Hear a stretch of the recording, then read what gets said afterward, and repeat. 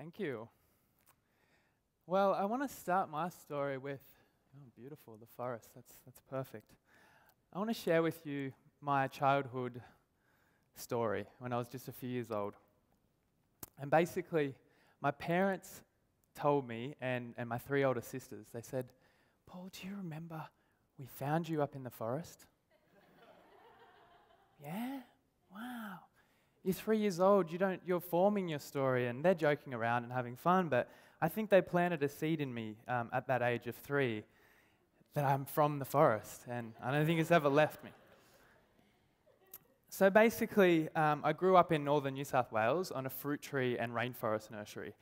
And pivotal moment in my life, I'm in high school and I'm watching a really powerful documentary. And the documentary showed the Penan people of Borneo, the original forest people.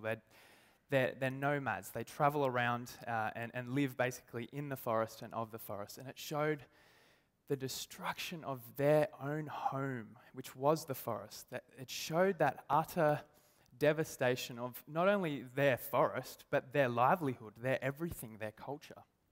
And to me, this was devastating. It was like a lack of trust in my elders and my community and my society. What are we doing? What is this mainstream world all about? These amazing forests.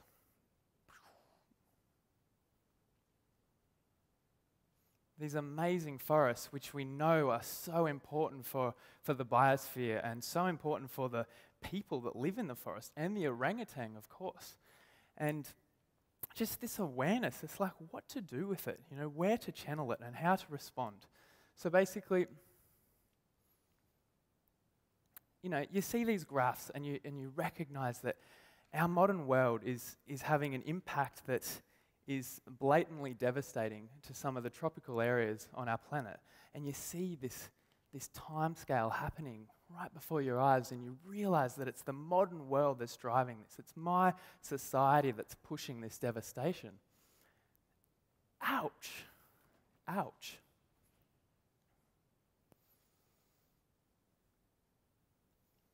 So what is the answer? What can I do? What's something that I can do at home to make a difference for this? And after I finished high school, that age-old mantra that we've picked up on the theme today is like, think globally, think what's happening on a planetary level, and act locally. Boom.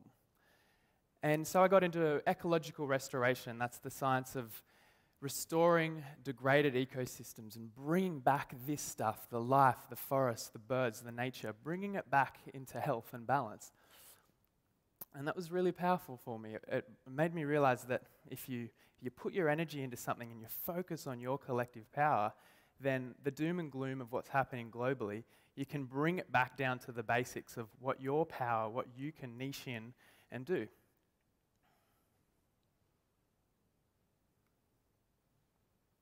And so I wanted to learn more about this ecological restoration and from nature. And as a photographer, I got on my bike and rode 2,000 kilometres up into far north Queensland. That's the wet tropics. That's the most biodiverse tropical rainforest in Australia. And so I rode my bike day and night for about a month or so and made it up there, and boom, these amazing forests, my teachers, these great trees and these incredible ecosystems and all the animals. And all the birds and all these incredible species, just so beautiful. And learning from wildlife carers that they're working with these animals, the orphans and their species, their brother and sister species that we're helping to reintegrate back into the forest. And learning about this new concept, connecting dots, connecting fragments of ecosystems. And in North Queensland, corridor reconnectivity was born, and basically that's where you have two fragments of forest and you do a tree planting so that all the genetics can flow from one forest to the next, and that's a tree kangaroo. But in the back of my mind I knew, oh my goodness, this is still happening. This situation in Borneo is still going on, and the devastation is still occurring. And it's not only in Borneo, it's a collective, it's all around the planet. It's our modern world is putting the pressure on poorer countries to just extract resources so we can have economic growth. And these amazing forests, I wanted to go there, so I traveled to Borneo in 2010 and Sumatra and saw the great forest and saw the beauty of them, but also saw the destruction. And thought to myself, what can I do? What can we do about this situation? It's so intense. And I had met more and more people who were concerned, and I felt an uprising. I saw more and more documentaries on TV and on the internet, more YouTube awareness. And so basically, Willie Smits had a TED Talk on restoring rainforest in Borneo, and it was the most inspiring TED Talks I had ever seen. This guy blows me away, and his talk instilled hope for me. At the same time that I was in Borneo, thousands of people were surveyed, young people, and they were asked, what, if you could do one thing to change the world, what would that be? What would it be? And they said, put a stop to deforestation. They recognize that this is the biggest threat to the whole biosphere. We know that forests play an essential role in balancing the climate, and also it's a home for these incredible species that are so similar to us. And so Deforest Action was born, this amazing collective of young people from all around the world, and the search for 15 eco-warriors was on. And so Brisbane-based Virgo Productions, led by Kathy, joined the project to document what was happening and document the young people and whether they could actually achieve a difference. And so the 15 people from all around the world were found.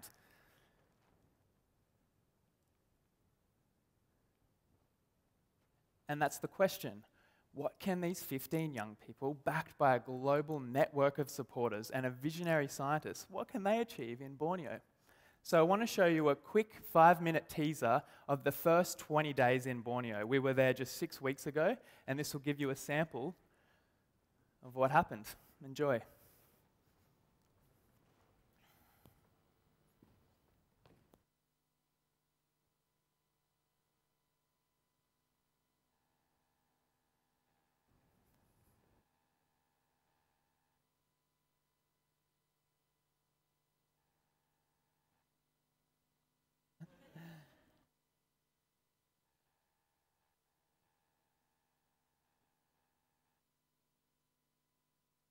I'll keep talking. We were there for 20 days, and it was one of the most, well, it was the most intense 20 days of my life. It was completely polarized. On one hand, full of inspiration, meeting these other eco-warriors, meeting Willie Smits, and on the other hand, the devastation, seeing forests on fire, meeting the Dayak indigenous people, and seeing their communities being absolutely devastated. Here's the movie, it'll show it better than I can.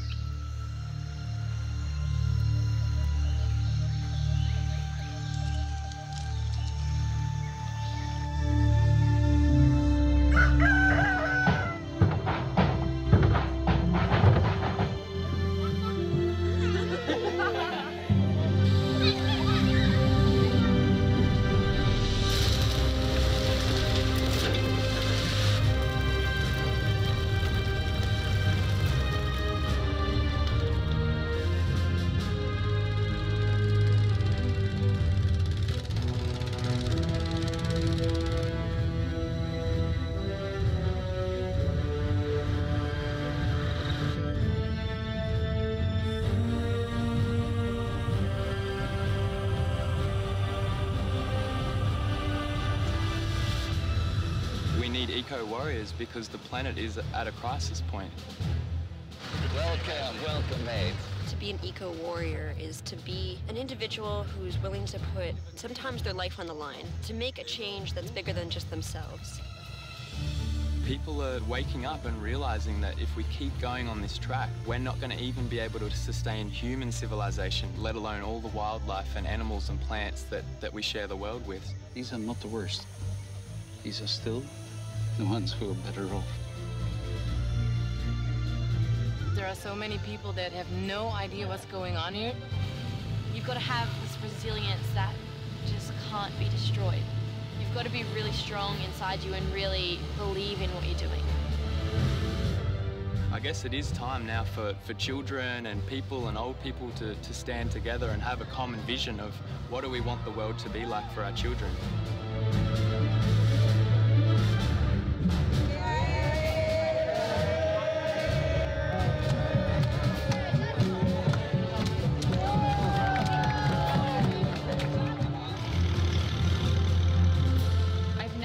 Thought of myself as an environmentalist. What I've learned through being here is that these Dayaks depend on the environment for their livelihood and sustainability. Well, I think an eco-warrior is someone that fights for the environment, not just for the environment and for wildlife's sake, but for people's sake, so we don't bankrupt the future for all of us. The Dayaks that lost the land here, and they got so angry with the company because all the promises of the jobs were not fulfilled. And then they just attacked and they burned down the place, and then 39 of their young people were thrown in jail. That you can see with your own eyes what we Dayak are experiencing. But we are just becoming slaves of the company.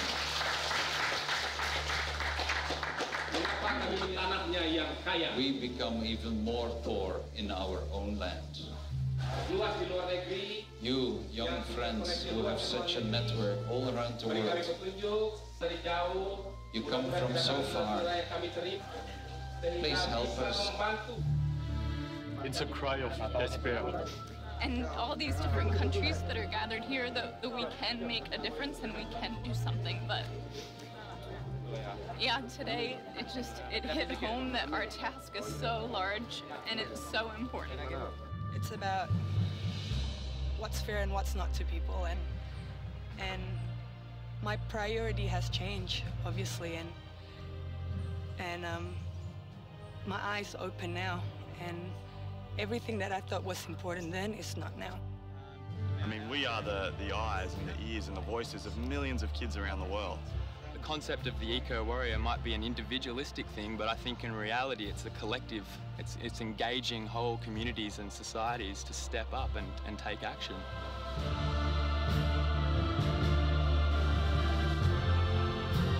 I'm ready to hit the ground running when I get back home and spread the word and tell everyone possible that this is such an important issue to me and to the world, and that, you know, some serious change needs to be made here. If you don't step out, and if you do not act, then nothing will ever change.